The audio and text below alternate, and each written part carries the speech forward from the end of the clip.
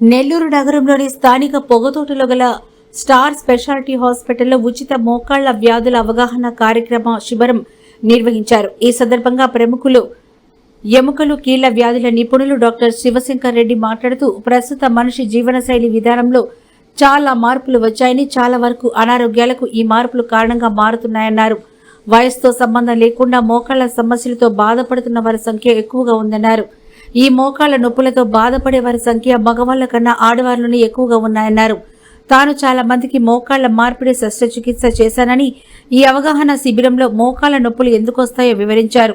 నెల్లూరు జిల్లా ప్రజలు ఈ అవకాశాన్ని ఉపయోగించుకోవాలని, స్టార్ హాస్పిటల్లో సేవలను అందరికీ అందుబాటులో అందిస్తుందని తెలియజేశారు.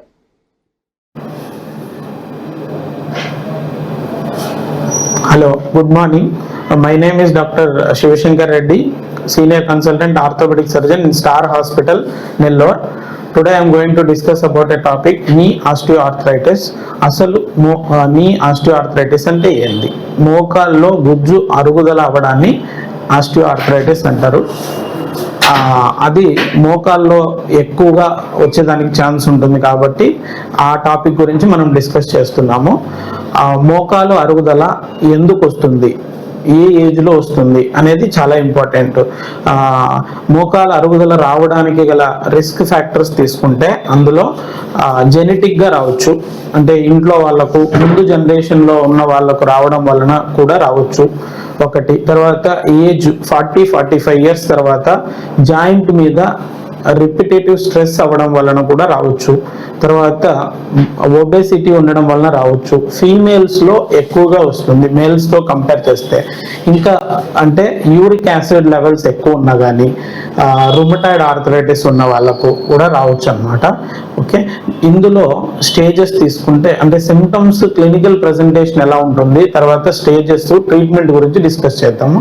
సిమ్టమ్స్ అనేటివి మోకాల్లో అరుగుదల అవ్వడం వలన ఫస్ట్ నొప్పి వస్తుంది, వాపు ఉంటుంది, మోకాలు జాయింట్ లో సౌండ్ వస్తుంది. ఇంకా కొంచెం అడ్వాన్స్ స్టేజ్లోకి వెళ్ళినప్పుడు మోకాలు వంకర పోవడం అనేది ఉంటుంది. ఇంకా కొన్ని రోజులు పోయినప్పుడు ఆల్మోస్ట్ పేషెంట్ బెడ్ రిడన్ అవుతారు అనమాట.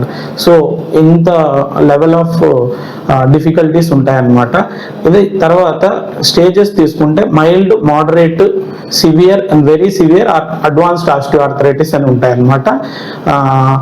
మనం ఎర్లీ స్టేజెస్లో అంటే stage 1, stage 2 and early part of stage 3లో ఎలా ఉంటుందంటే మనకు మెయిన్గా ట్రీట్మెంట్ వస్తే మెడికేషన్స్, తర్వాత లైఫ్ స్టైల్ మాడిఫికేషన్, ఇంజెక్షన్స్ ఉంటాయన్నమాట.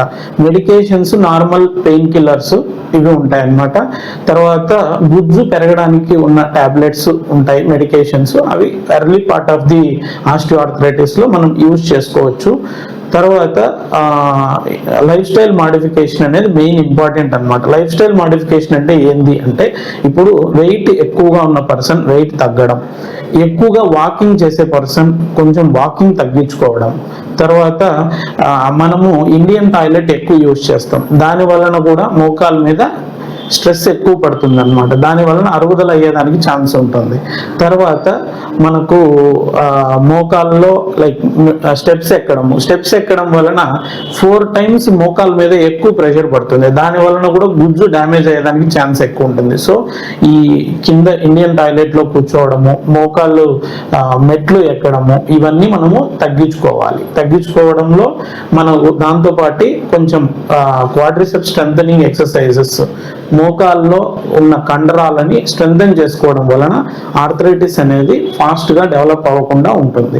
ఇంకా ఇంజెక్షన్స్కి వస్తే అవన్నీ టెంపరరీ ఇంజెక్షన్స్ ఆ స్టేజ్లో కొంచెం బెనిఫిట్ ఇస్తాయి. Whether it is local steroid injection అవ్వచ్చు, పిఆర్పి ఇంజెక్షన్స్ అవ్వచ్చు, హైల్రోనిక్ యాసిడ్ ఇంజెక్షన్స్ అవ్వచ్చు. వన్స్ అడ్వాన్స్డ్ స్టేజ్లోకి వెళ్ళిన తర్వాత ఒకటే ఆప్షన్ ట్రీట్మెంట్, అది టోటల్ నీ రీప్లేస్మెంట్ సర్జరీ గురించి అనేది చాలా మందికి చాలా డౌట్స్ ఉంటాయి అన్నమాట. అంటే చేపించుకోవచ్చా లేదా, ఏ ఏజ్లో చేపించుకోవచ్చు. ఇప్పుడు ఏజ్ లిమిట్ అనేది ఉండదన్నమాట. మనము స్టేజ్ ఎంత ఉంది ఆర్థరైటిస్, ఏ స్టేజ్లో ప్రెజెంట్ అయ్యారు పేషెంట్, ఎంత డిఫికల్టీస్ ఉన్నాయి, వాళ్ళ క్వాలిటీ ఆఫ్ లైఫ్ అనేది ఎంత ఎఫెక్ట్ అయింది అనే దాన్ని బట్టి మనము సర్జరీకి వెళ్ళాలా లేదా అనేది చెప్తాము. సర్జరీకి వెళ్ళే ముందు మనము physician, cardiologist opinion with all investigations అనేది కంపల్సరీ చేస్తాము.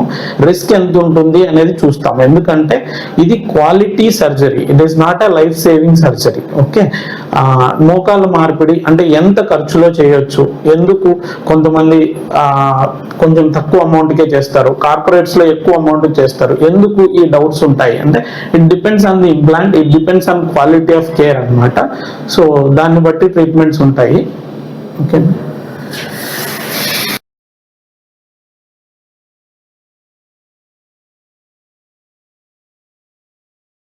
మరెన్నో వీడియోల కోసం మా ఛానల్ ని సబ్స్క్రైబ్ చేసుకుని పక్కనే ఉన్న బెల్ ఐకాన్ ని క్లిక్ చేసి